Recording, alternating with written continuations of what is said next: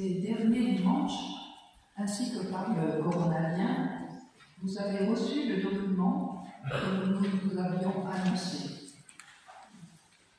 Ce projet d'organisation pastorale paroissiale ne se veut qu'un outil actualisé, certes, pour répondre au mieux aujourd'hui à notre mission de disciples du Christ. Rien n'est fondamentalement changé. Notre paroisse gardera bien sûr son prêtre modérateur, mais nous avons besoin d'ajuster nos moyens pour poursuivre cette mission reçue au jour de notre baptême, et nous devons veiller à ce que l'annonce de l'Évangile, la célébration et le service soient vécus par toute la communauté. Prêtres et laïcs, nous devons apprendre à partager la charge curiale plus amplement que nous ne le faisons déjà aujourd'hui. C'est ensemble que nous continuerons de faire connaître Jésus-Christ. Comme vous avez déjà lu et travaillé ce document, nous allons pouvoir maintenant en débattre et essayer de répondre à vos questions. Vous aurez encore un peu de temps pour continuer cette réflexion et nous voterons le texte le 26 mai prochain. Il a été décidé de ne pas faire des petits groupes comme nous en avons l'habitude, afin que chacun puisse entendre les questions des uns et des autres et surtout les réponses. Alors que ceux qui ont la parole facile encouragent les plus timides à s'exprimer. Chaque question, réflexion est intéressante. Nous ne savons jamais où cela nous conduit. Nous n'avons qu'une petite heure à passer ensemble, d'autant plus qu'après il y a le repas partagé et un baptême. Alors veillons au temps, veillons aussi à parler dans le micro. Bruno va le faire passer. Levez la main pour qu'on vous repère quand vous avez une question ou une réflexion à nous offrir. Alors, pour s'organiser et que ça soit quand même pas un peu fouillis, on va relire la proposition. Je pense que chacun a bien son document. On va le relire paragraphe par paragraphe. On s'arrêtera à la fin du paragraphe et puis vous poserez vos questions.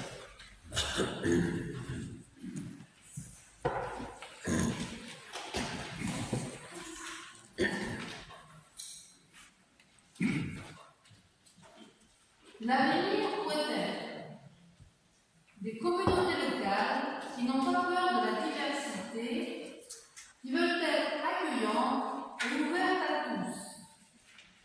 Des communautés locales qui permettent aux chrétiens de vivre une synodalité active, c'est-à-dire de cheminer ensemble. Des communautés locales qui sachent avoir une vision et des prises de décision qui tiennent compte de la périphérie de nos parois. Tu peux interroger, savoir s'il y a des questions. Oui, donc à la fin de ce premier paragraphe, est-ce que quelqu'un a des questions ou est-ce que tout est très clair pour tout le monde? Questions ou réactions, ou accords ou désaccords, voilà. J'espère que je serai aussi performant que la communauté de ma campagne hier soir. C'était très animé. Voilà, je mets un peu la passion.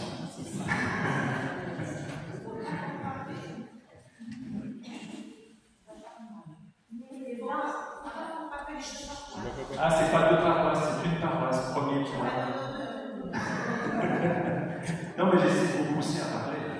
Non, mais dans le constat, là, oui. J'ai l'impression que le premier paragraphe et le troisième, ça veut dire la même chose. C'est quoi le premier paragraphe? Tu peux revenir?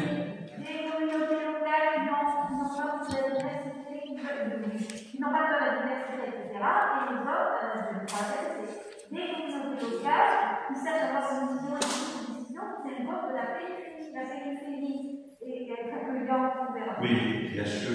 C'est, disons, le paragraphe est bien, insiste sur cette ouverture à toutes les réalités, à la fois de nos quartiers, mais aussi à toutes les réalités humaines qui concernent les personnes que nous rencontrons et qui viennent ici pour célébrer avec nous et dans l'autre communauté locale également. Donc, bien, tu as raison, on insiste dans ce sens de l'ouverture sur toutes les réalités humaines et sur toutes les personnes. Et l'autre, c'est rester un petit peu entre nous. Tu dis? Et l'autre, ça se laisse, la du milieu, c'est rester un peu entre nous, j'ai l'impression. C'est-à-dire, des communautés locales qui permettent à quelqu'un de l'utilité de la liberté active, c'est-à-dire vivre ensemble. Bien on sûr. reste entre nous, alors voilà. C'est-à-dire qu'il faut les deux. Il faut célébrer ensemble, il faut partager la parole ensemble, il faut pour pouvoir avoir une communauté qui reste très ouverte sur toutes les réalités humaines et sociales. Voilà, c'est un enjeu permanent de conversion. Oui, oui. Voilà, c'est bien ça. Merci, parce que grâce à ton intervention, ça permet d'insister sur ce point. Merci beaucoup. Autre chose? Moi, je dirais, c'est sans doute. Non, c'est pour que ça puisse passer à l'enregistrement. Moi, je dirais que c'est sans doute ce que nous essayons de vivre. Mais il est bon de le rappeler, de nous rappeler à nous-mêmes, et sans doute d'élargir ce que nous vivons. Et quand même s'ouvrir encore plus aux autres. Et s'ouvrir au monde et à l'actualité, pour moi, ça me paraît absolument indispensable de se tenir au courant de l'actualité mondiale. Si vous voulez dire autre chose dans ce sujet. Oui, en fait, tu insistes sur le fait que c'est déjà une réalité sur laquelle on insiste, comme une définition un peu de ce que nous essayons de vivre, que vous essayez bien avant que j'arrive, depuis des années, les deux communautés sont quand même très ouvertes sur les questions. Je retrouver ce que je voulais dire. Je crois qu'il y a un certain nombre dans la paroisse, dans la communauté, à être engagés dans différents lieux. Peut-être aurions-nous besoin de nous tenir plus au courant de ce que nous faisons les uns et les autres dans des secteurs différents. Oui, très juste. Merci, Béatrice. Ah, Olivier. Et pourquoi je recherche ce mot communauté? Pourquoi au lieu de mettre communauté, on n'aurait pas pu mettre assemblée? Ah ben ça va venir, tu vas voir, dans la deuxième partie, on parle d'assemblée. Donc merci parce que tu fais la transition. Voilà. On passe au deuxième point, s'il n'y a pas d'autres interventions. Marie. Ça veut dire quoi des communautés locales? Ça veut dire qu'on va nommer des personnes pour ça? Non, ici c'est une communauté locale, puisque nous sommes une paroisse avec deux communautés locales. Il y a la communauté locale de Pierre-Romel et la communauté locale de Macampagne-du-Moyen. C'est ce qui existe. Nous avons fait de deux paroisses, une paroisse avec deux communautés locales. La communauté locale, c'est ça, c'est ici. Elle est là, voilà. Merci. L'Assemblée paroissiale, le conseil pastoral paroissial et l'équipe pastorale paroissiale se déroulent au service de l'engagement de chacune et de chacun. L'Assemblée paroissiale constitue des paroissiens paroissiennes qui se réunissent 2 fois par an pour une large consultation et des prises de décision. Il semble important qu'au cours des assemblées paroissiales, chaque membre des communautés locales puisse s'interroger sur la façon dont il s'engage dans la paroisse ou dans la société. En participant à l'Eucharistie dominicale, lieu de ressourcement, en essayant, quel que soit son âge et ses forces, de partager et de cheminer peu à peu avec d'autres. Le partage sur l'investissement de chacune et de chacun permet une vision d'Église élargie et ouverte aux besoins de ce monde.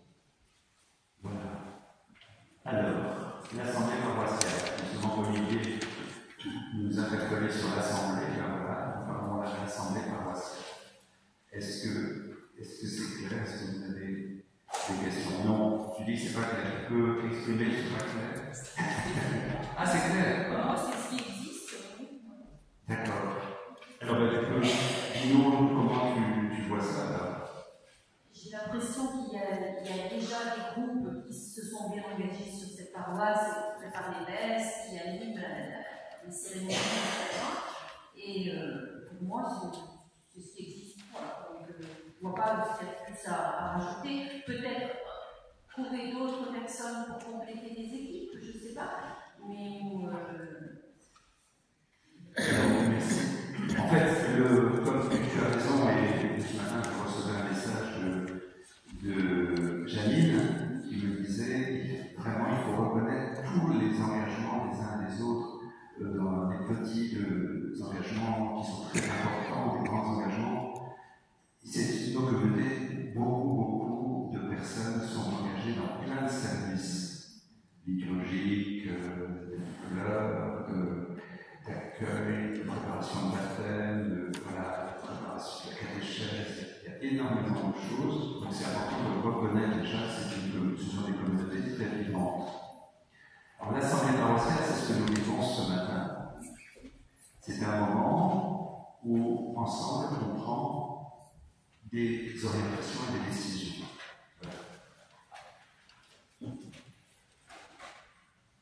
Ça rejoint ce que disait Béatrice tout à l'heure, finalement. Effectivement, moi, ce qui me parle le plus, c'est le partage sur l'investissement de chacune et de chacun dans la paroisse. Effectivement, beaucoup de gens font beaucoup de choses, mais finalement, on ne le sait pas, chacun dans son petit coin.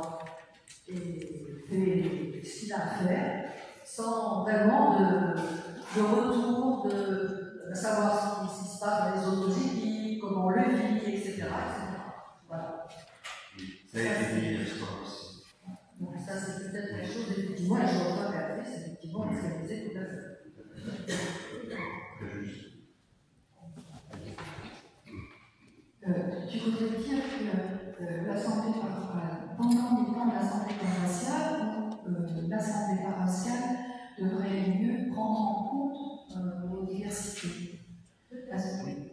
Voilà, c'est-à-dire que l'Assemblée paroissiale, c'est nous tous, finalement. Hein, c'est pas l'addition de services, mais c'est vraiment nous tous. Alors, il y a des gens qui œuvrent dans les services, il y en a d'autres pour des raisons considérées, qui sont les leurs, qui vont quand même faire partie de la paroisse. Et c'est tout le monde qui doit être assemblée paroissiale. Et c'est c'est chacun qui va impulser une pastorale. Je pense que c'est ça qui est important dans les assemblées paroissiales, c'est que tout un chacun a sa pierre à poser et que c'est de l'assemblée paroissiale que va naître un axe pastoral. Je crois que faire partie d'une paroisse, d'une communauté, c'est pas simplement dans les services de liturgie, mais c'est dans ce que chacun, chacune est engagé. Là où elle est engagée, elle fait partie de la paroisse. Je me souviens, quand j'allais en usine, je me disais, je suis l'église ici, dans ma usine. Et je crois que c'est ça. Si on ne le partage pas, ça ne fera pas partie de la communauté. Et tous les engagements, même les petits, ils font partie de la communauté. Donc ça veut dire qu'il faudrait avoir un moyen de les partager. Et d'ailleurs, il n'y a pas que les engagements. Hier soir, ça a été dit aussi. Il y a des gens qui ne peuvent pas, pour des différentes raisons, s'engager parce qu'ils sont malades, parce qu'ils sont pris par des questions intimes, personnelles, familiales et autres. Mais on fait partie de la communauté, même si on ne peut pas s'engager, ni dans la société, ni dans la communauté.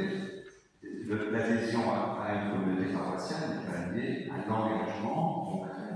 Toute personne, quel que soit son âge, sa santé, sa capacité d'engagement ou pas, est présente et fait partie de la communauté. C'est assez dramatique quand tout d'un coup, on ne voit plus quelqu'un, et puis voilà, disparu de la circulation, alors on est toujours dans la communauté ou pas? Voilà, une communauté, c'est tous. Mais c'est important de valoriser, effectivement, comme vous avez dit les unes et les autres, les engagements à la fois dans la société et dans la communauté. Il faut, c'est le but d'une assemblée comme aujourd'hui, c'est d'interpeller la communauté sur ce manque d'attention à cela. L'assemblée, c'est le lieu où on va dire mais pourquoi est-ce qu'on ne parle pas plus des engagements des individus? C'est en ce sens-là que l'assemblée impulse la vie de la communauté en soulevant ce genre de questions essentielles. On va utiliser le micro parce que c'est une manière d'être entendu dans l'enregistrement, pas simplement entre nous. Je suis d'accord avec ce que dit Marie-Françoise. Quand on est ailleurs, à la cuisine, etc., on est aussi de tous les horizons, on change souvent, on a fait on est ici. Et je pense que la communauté, c'est ça aussi. C'est la communauté se reconnaître tous les uns les autres. Et voilà, savoir ce qu'on fait, ce qu'on peut partager, la richesse qu'on est là, parce que je pense qu'il y a énormément de ressources et de bonnes richesses ici. Mais je crois aussi qu'est-ce qu'on peut faire. Je ne dis pas que c'est un ordre potentiel, mais là où on est aussi visible de ça. Puis-je après. Oui. Après. Je pense qu'Annie vient de dire ce que je voulais exprimer, à savoir que quand on est engagé dans un coin ou dans un autre, on est porteur de ce que vivent les gens que nous rencontrons et avec lesquels on fait toujours, je pense à des Bien sûr. on est porteur de ce qui est vécu par ces personnes qui habitent le coin et qui viennent pas forcément à l'église. Tout à fait. Merci. Et à cette phrase, moi, qui a été marquée par votre accueil d'une part, c'est participer à l'Eucharistie dominicale comme ressourcement. Il me semble qu'à moi, personnellement, quand on parle des périphéries, c'est comment favoriser aussi les partages autour de la parole les dimanches quand notre pasteur n'est pas là ou justement délègue. Il me semble que les partages autour de la parole de Dieu et nourriture serait aussi signe de communauté, surtout pour certains qui sont un peu éloignés, mais avec un accompagnement nécessaire. Voilà. Il me semble que ces temps de parole sont des forces et non pas des pisages. voilà. Est-ce qu'on passe au point suivant? Parce que le temps. Merci. Le conseil pastoral paroissial qui mettra en œuvre les propositions de l'Assemblée paroissiale, appelée par l'EPP, équipe pastorale paroissiale, qui sera constituée de personnes engagées dans nos communautés et dans la société. 3 membres engagés dans chaque communauté locale, 3 membres engagés dans la société de chaque communauté locale, 3 membres de l'EPP, le prêtre modérateur. Le mandat de ces personnes sera de 3 ans, renouvelable une fois. Il peut être élargi ponctuellement à des personnes présentant des compétences en fonction des thèmes proposés. Il se réunira 3 fois par an. Je pense que là, vous allez voir le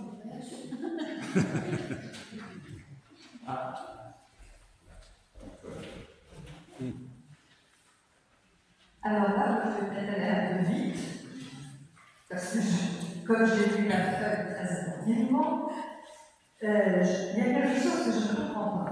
L'Assemblée paroissiale, très bien, là-dessus, il n'y a pas de souci. Le Conseil pastoral paroissial qui met en œuvre les propositions de l'Assemblée paroissiale, appelée par le PP, dont il va être l'équipe suivante. Bon, il sera constitué des personnes, etc. Et après, donc, cette équipe pastorale paroissiale, qui est mise en œuvre, alors, le conseil pastoral paroissial met en œuvre les propositions de l'Assemblée paroissiale, et l'équipe pastorale paroissiale met en œuvre les décisions de l'Assemblée paroissiale via le conseil paroissial. Alors, moi, personnellement, la question que je me pose, c'est que je trouve que ça fait beaucoup des tâches. Oui. Alors, est-ce que c'est d'abord, c'est une bonne question faut travailler là-dessus. Enfin, la question, c'est que, vous voyez, tout à l'heure, vous avez dit, et c'est important, il faut qu'on comprenne et qu'on fasse émerger ce qui est vécu dans la communauté et dans la société par les membres de la communauté. Hein, ça a été dit. Alors ça, c'est dit aujourd'hui. Si on ne travaille pas plus de manière un peu plus serrée autour de cette proposition, dans un an, on va se retrouver, on n'aura absolument rien fait. Donc, est-ce que on va parler après de l'équipe d'animation pastorale actuelle qui va passer, qui va avoir un autre nom, mais l'équipe d'animation pastorale a déjà un programme hyper dense, on se réunit une fois par mois, mais ça ne suffit pas. Et le conseil pastoral va aider l'équipe d'animation d'EPP, dont on va parler après, à avoir à donner de la chair aux propositions qui sont faites dans l'Assemblée. Si on veut apprendre à communiquer, il faut avoir des moyens, il faut avoir une stratégie, et ça se met en place. Vous voyez, à un certain nombre d'assemblées, on a dit qu'il faudrait plus de convivialité dans la communauté. C'est insistant. Si on ne fait pas un travail pour voir comment mettre plus de convivialité, ça ne change rien. On va dire des belles choses comme ça en assemblée, et petit à petit, ça vient. Alors, mais il faut à mon avis un stade intermédiaire. Est-ce qu'on a la capacité de le mettre en place parce qu'on n'est pas très nombreux? Mais la question, c'est qu'il y a un travail de fond à faire sur les propositions pour qu'elles aboutissent à quelque chose de concret. Et on ne peut pas tout faire reposer sur l'équipe d'animation pastorale. Je ne sais pas si tu vois. Maintenant, est-ce que nous avons la capacité de faire tous ces niveaux à notre nombre? Tous ces niveaux. C'est pas sûr. Ça n'est pas sûr. Donc effectivement, oui, il commence à s'organiser, voilà, c'est ça. Je ne suis pas sûr qu'on ait la capacité. Je crois, si vous voulez, qu'on a présenté un programme idéal. Oui, voilà. Maintenant, il va falloir le mettre à la hauteur de nos capacités, en nombre et en âge. Est-ce que nous pouvons mobiliser 8 personnes plus 9 personnes dans les conseils? Ça fait beaucoup. C'est à réfléchir. C'est pour ça qu'on a besoin d'en parler. Il faudrait peut-être un conseil pastoral plus restreint, parce que sinon ça fait énormément de monde à mettre en place. Oui, et le conseil pastoral, il peut faire aussi appel à la compétence en extérieur. Ça peut être des compétences techniques, ça peut être des compétences de formation. Le conseil pastoral, il se voudrait un peu plus ouvert, un peu plus large, pour être alors, comme c'est des personnes humaines, on ne peut pas dire un outil, mais voilà, c'est une aide. Une aide. Parce que, comme vous le savez, plusieurs fois passé, à l'heure actuelle, on a une foultitude de choses à régler, à mettre en place. Il nous faut une stratégie intermédiaire entre l'Assemblée paroissiale, on n'est pas assez nombreux, et aussi trop nombreux. Je pense qu'une stratégie intermédiaire est importante parce que, bon, on est nombreux, pas assez nombreux, mais de toute façon, on ne peut pas mettre en place un projet à plus de 2 personnes, c'est pas possible. Et Alexis, je te vois.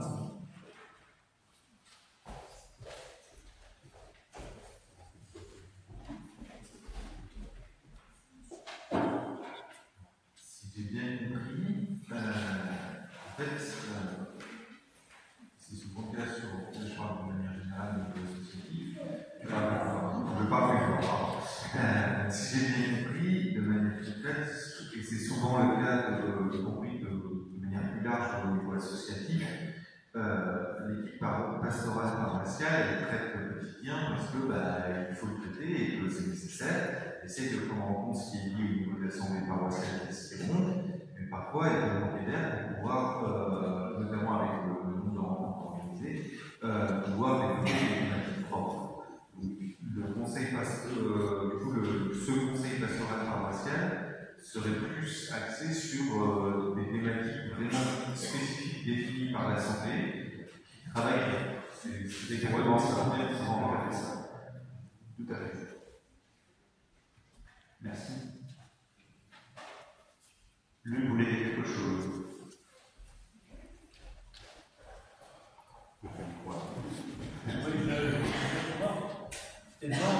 engagé dans chaque communauté locale et d'autre part, membre engagé dans la société. Alors, quelle est la différence?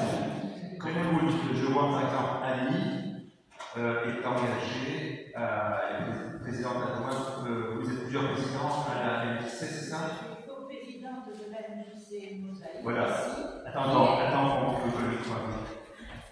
Parce que il faut qu'on garde ce qu'il dit. Alors, je suis co-présidente de la MJC Mosaïque, l'autre président est malade, donc je ne sais pas qui prend tout ça maintenant. Et je trouve que donc la MJC a deux pôles qui sont importants. Donc le pôle socio-culturel qui agit sur la grande garenne, SIAC et les environnements, et surtout PASSO. Vous savez qu'il y a une maison des habitants, il y a 2 centres sociaux donc, qui a été saccagé.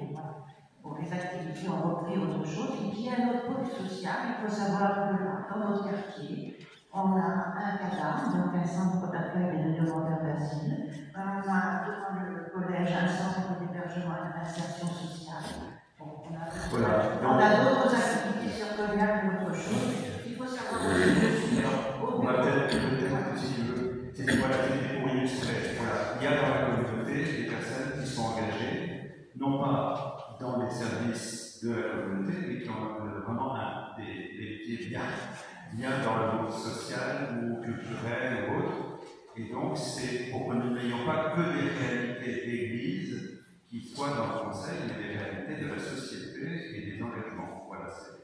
Donc, il y a les personnes qui ont vraiment un fort engagement en communauté et les personnes qui, au nom de la communauté et de leur foi, sont engagées dans la vie sociale.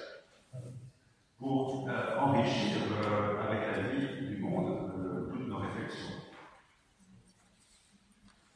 On continue. Une équipe pastorale paroissiale. L'EPP met en œuvre les décisions de l'Assemblée paroissiale via le conseil pastoral. Elle est chargée de veiller à ce que l'annonce de l'Évangile, la célébration et le service soient vécus par l'ensemble de la communauté.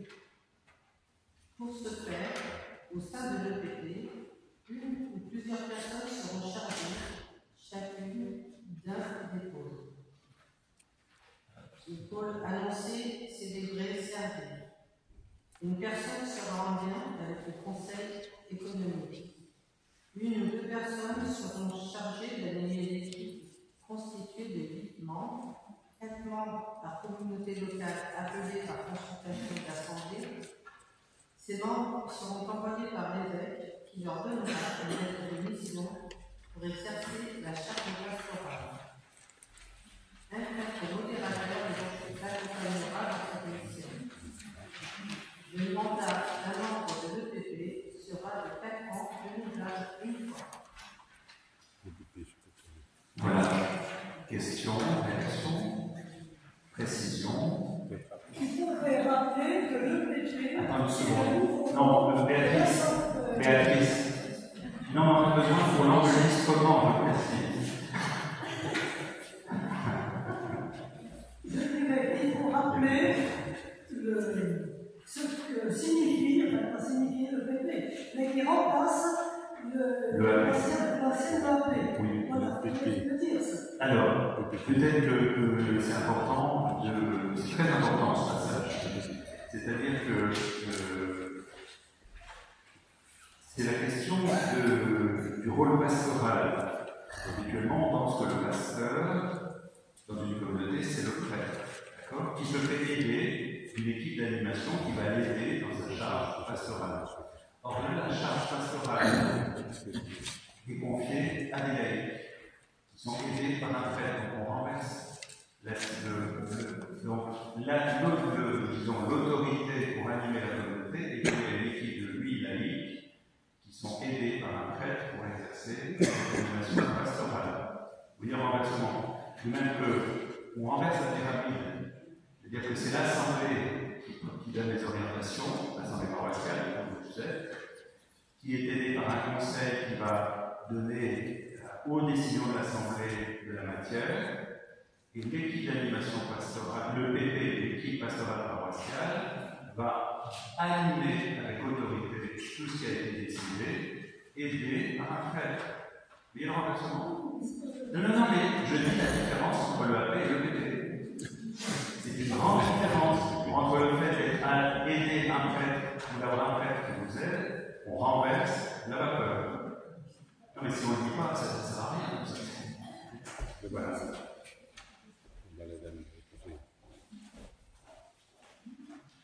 Donc finalement, c'est ce que Geneviève disait ou pas, c'est cette fameuse charge curiale, finalement, la charge du prêtre, finalement, qui est à ce moment-là remise à l'EPP. Qui est à un groupe de laïcs, qui est aidé dans cette mission par un prêtre qui va accompagner, aider à la formation, aider à découvrir ce que c'est la plénitude de la charge pastorale, qui est le souci de chacun, qui est le souci de la société, qui est le lien avec les autres communautés chrétiennes qui sont sur Angoulême et dans le diocèse.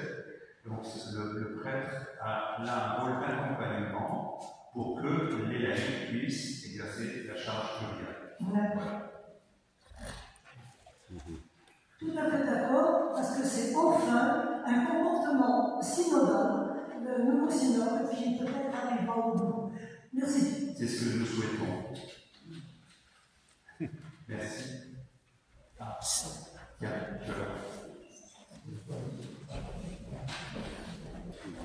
Est-ce que c'est clair? Bon, c'est pas clair. Bon, on va clarifier. On est là pour ça. Moi, personnellement, j'ai noté que je trouve ça très vraiment riche pour les prêtres, parce qu'ils peuvent redécouvrir aussi le diaconat qu'ils ont pu avoir avant de devenir prêtres à travers cette mission de service de cette façon-là.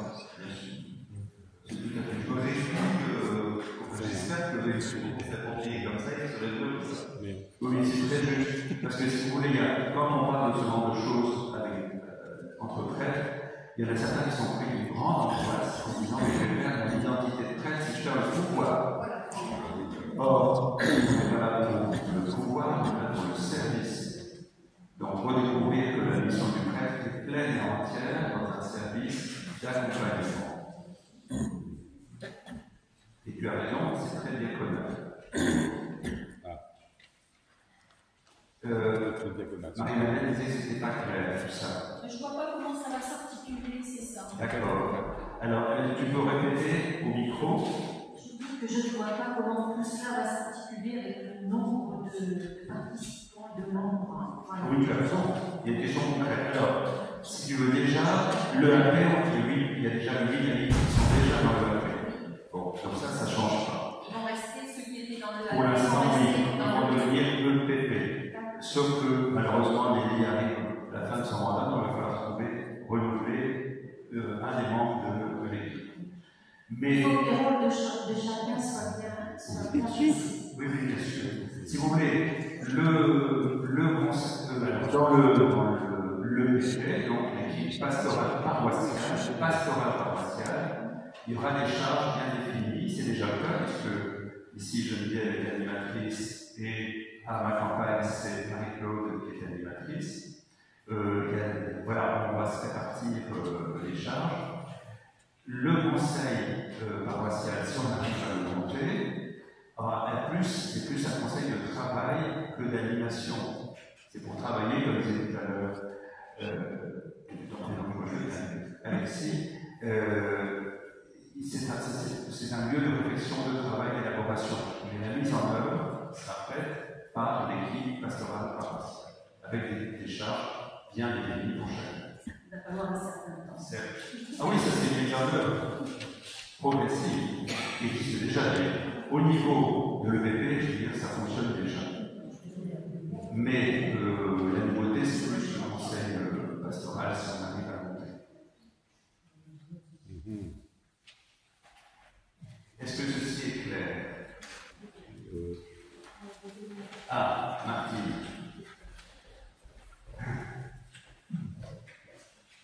Ce qui n'est pas clair dans votre présentation, c'est quelles sont les personnes qui vont faire partie de ce fameux conseil pastoral.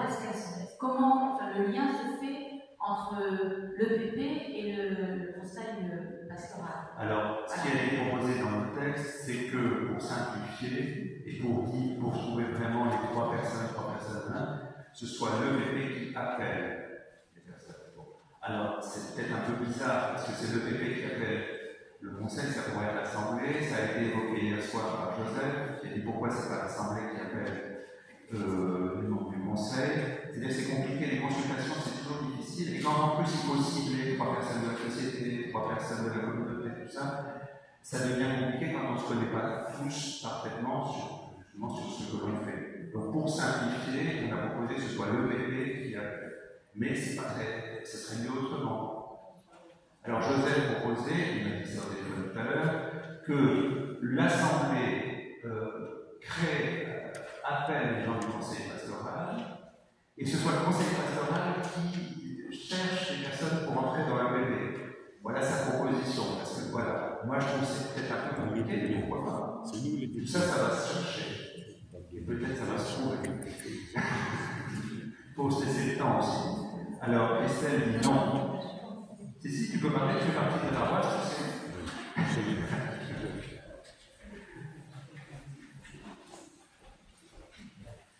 Moi, il me semble que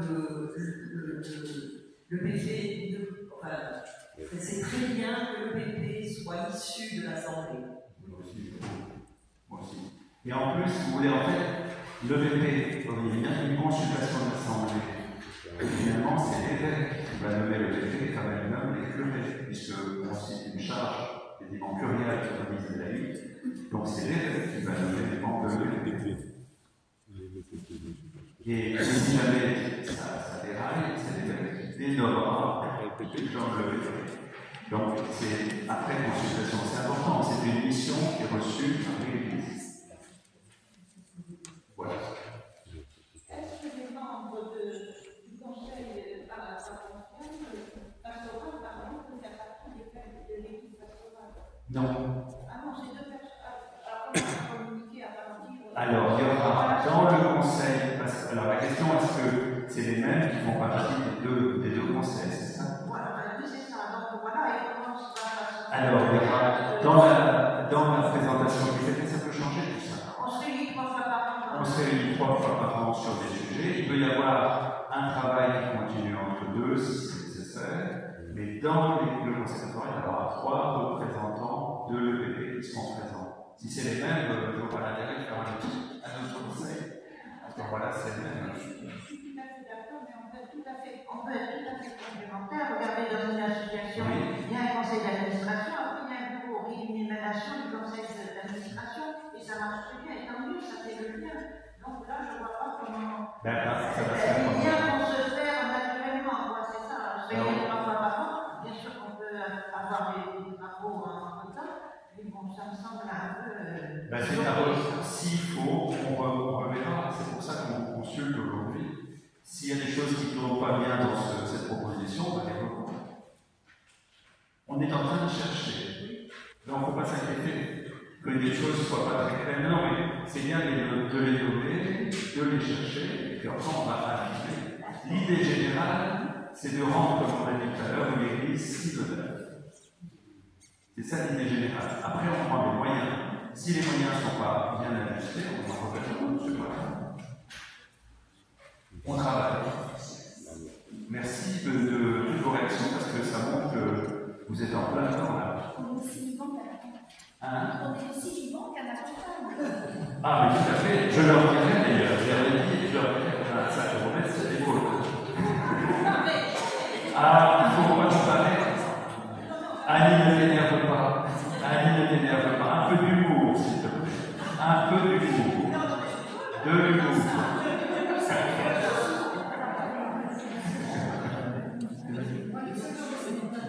Alors, Nicole.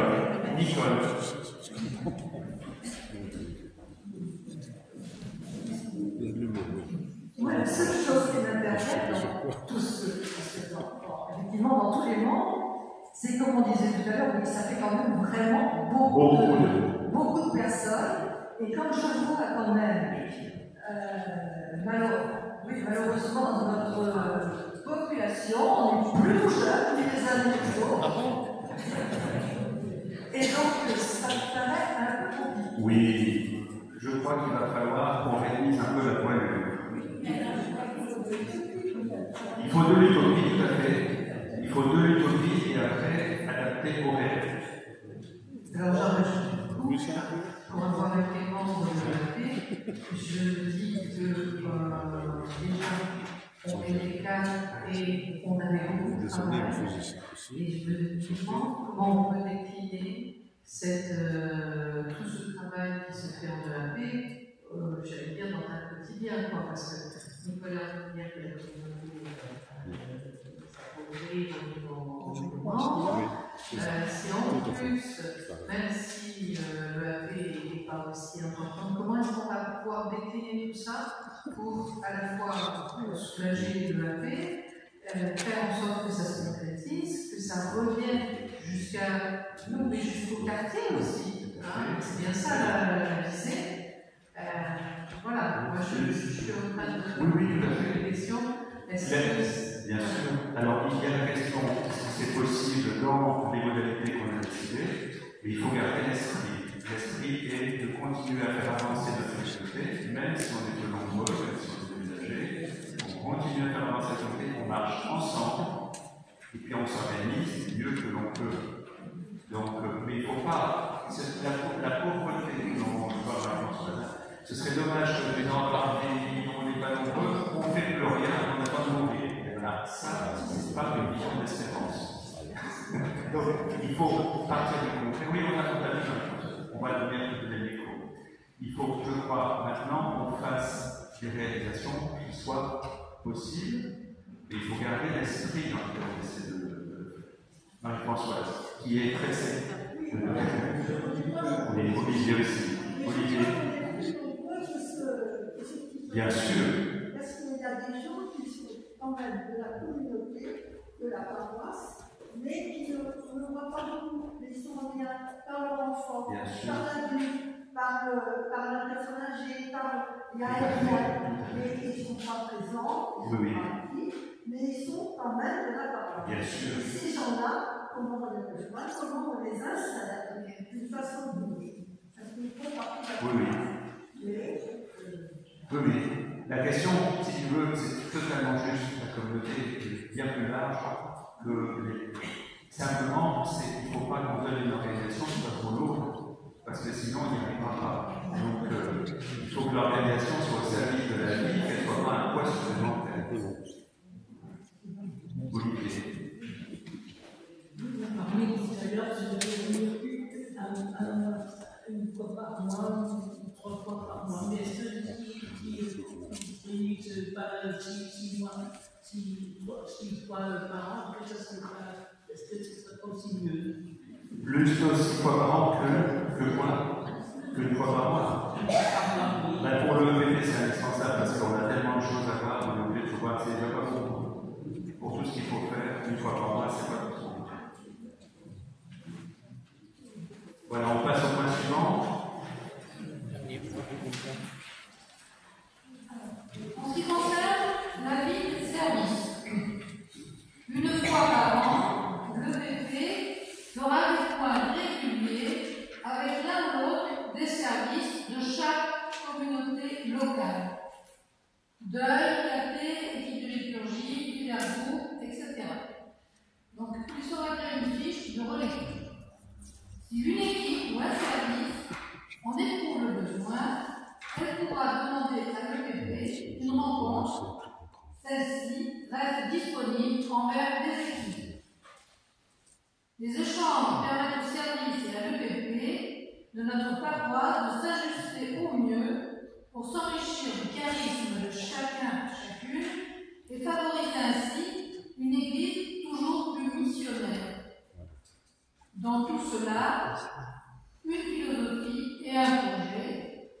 Pour construire une église synodale, cela suppose un échange et un débat le plus large possible, ce qui implique des strates diversifiées de réflexion et de décision. Une conviction, l'Église n'est pas faite que de ceux qui réfléchissent et de ceux qui suivent. Nous avons aussi mission d'ouvrir à la prise de conscience de chaque l'édifice que nous formons tous ensemble, animés par l'Esprit Saint.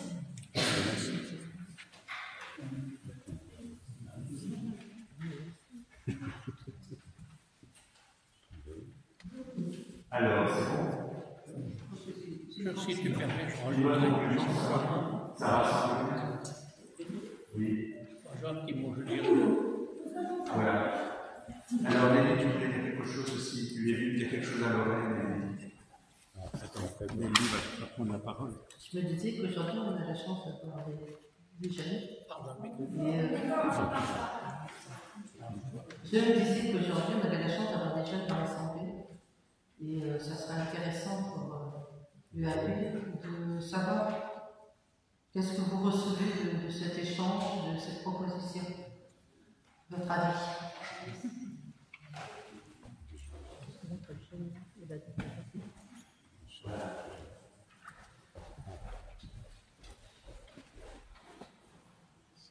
Bonjour, je ne suis pas de la communauté, mais je viens de mon enfance. Moi, pour un regard extérieur, c'est que, en fait, c'est une restructuration des paroisses comme dans Bordeaux, donc on a la même chose. Et en final, c'est pour aider voilà, le père Denis et finalement le prêtre, le diacre, et que c'est aussi pour aider à un nouveau souffle dans les paroisses. Mais finalement, c'est juste une restructuration et que c'est aussi faire confiance à l'évangile et de se dire que ça se met en place.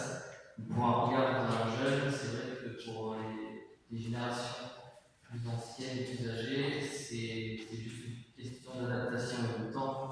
Mais sinon, ça va se mettre en place quand on fait confiance à l'évangile et au Seigneur, ça va aller.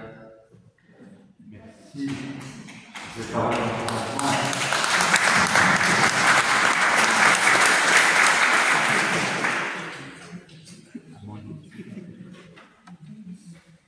on a une fille nouvelle baptisée. Est-ce que tu te retrouves? C'est de savoir si ça ne te paraît pas absurde ce que je viens de te dire. Donc tu es d'accord, on peut avancer. Juste un mot, si tu veux. Voilà. Il y a Denis. Ah, vas-y. À moi, le plus ancien de tous, j'ai découvert récemment, quelques mois, dans les célébrations d'obsèques,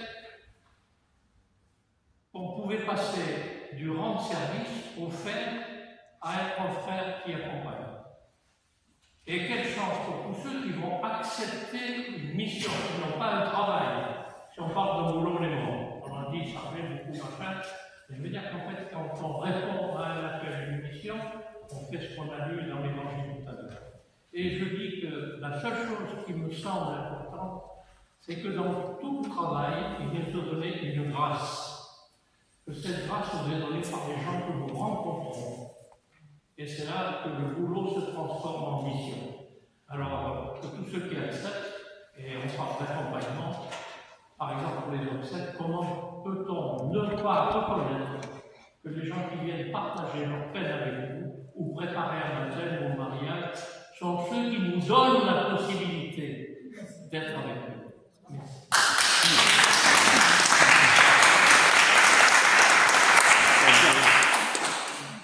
Alors, un certain nombre de personnes s'est exprimé, mais il y en a beaucoup qui ne se sont pas du tout exprimés. Qu'est-ce qui vous fait peur, vous? Et qu'est-ce que vous avez aimé de ce projet?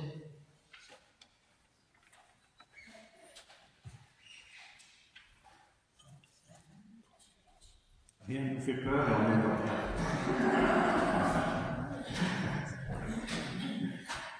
Non, je peux dire que le fait qui me faisait peur, j'avais même pas revu. Et là, ça a beaucoup simplifié. Et c'est vrai que c'est très souhaitable. Merci à ceux qui ont parlé.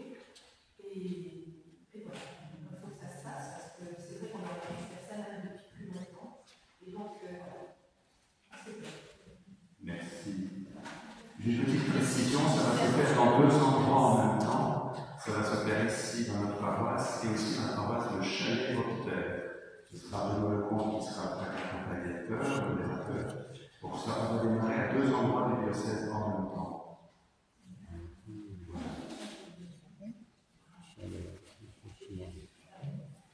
Je suis à ma campagne, mais je trouve que c'est formidable parce que c'est une ouverture. L'Église, il n'y a pas les prêtres d'un côté et nous de l'autre, on fait partie d'une assemblée et c'est tous ensemble qu'on va créer quelque chose. C'est un bon objectif. Merci. Voilà. Eh bien, on peut poursuivre la célébration. Je vois plusieurs sont en train de s'endormir, donc il est temps que. Réveille-toi, Alors, on va maintenant se reposer dans le Seigneur. Mais avant de se reposer dans le Seigneur, on va proclamer notre foi, parce que c'est lui qui nous rassemble